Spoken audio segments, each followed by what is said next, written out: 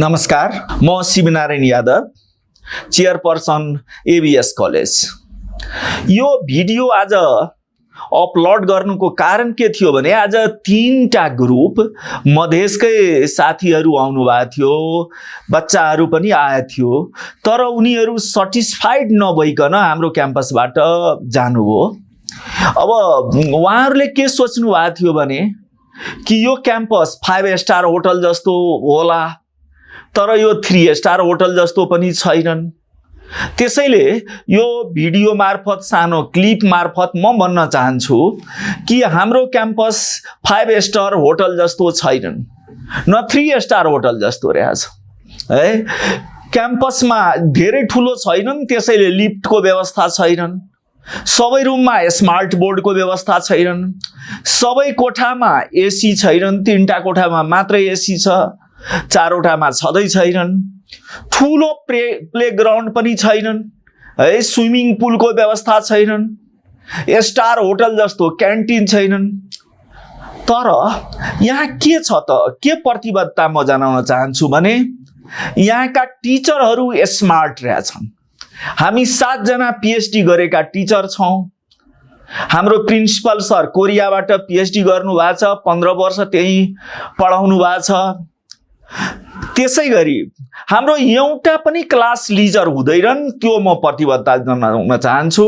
सबै class fulfil हुन्छन्। यदि कुनै टिचर कुनै दिन एब्सेन्ट हुनुभयो भने उहाँको सट्टामा अर्को टिचर पढाउनु हुन्छन्। पहिला नै त्यो हामी विद्यार्थीलाई युनिफर्म गरिसकेका हुन्छौँ, इन्फर्मेसन पहिला नै हुन्छन्।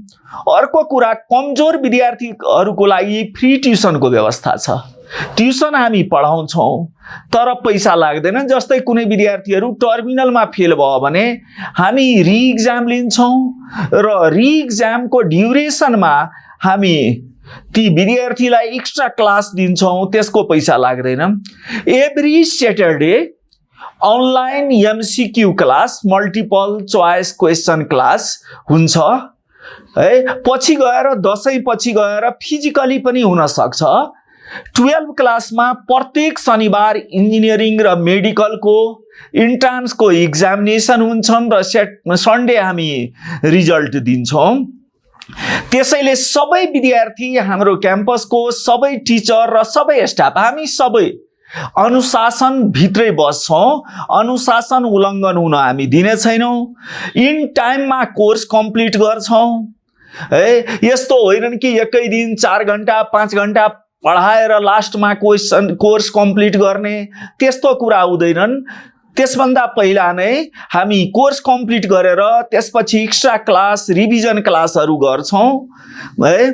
त्यसै गरी यदि कुनै टिचरको कम्प्लेन आयो, क्लासबाट अधिक विद्यार्थी, धेरै विद्यार्थीहरूले यो टिचर राम्रो छैनन् भनेर भन्यो भने हामी टिचरलाई इमिडिएट रिप्लेस गर्छौँ। यति मात्रै कुरा हो।